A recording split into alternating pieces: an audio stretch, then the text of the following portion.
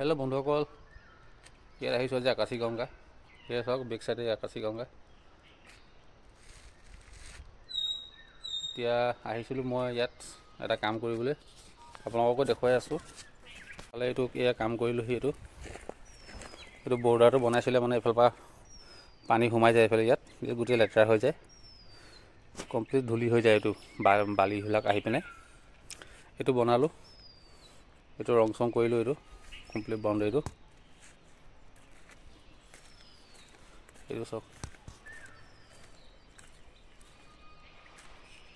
আৰু এইফালে আছে আকাশী গংগা শিৱ মন্দিৰ।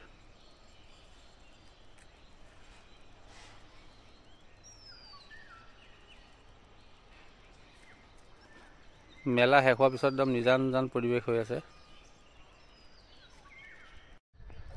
গংগাৰ পৰিৱেশটো কিছু অংশ দেখুৱালোঁ আপোনালোকক ভিডিঅ' আকাৰেৰে।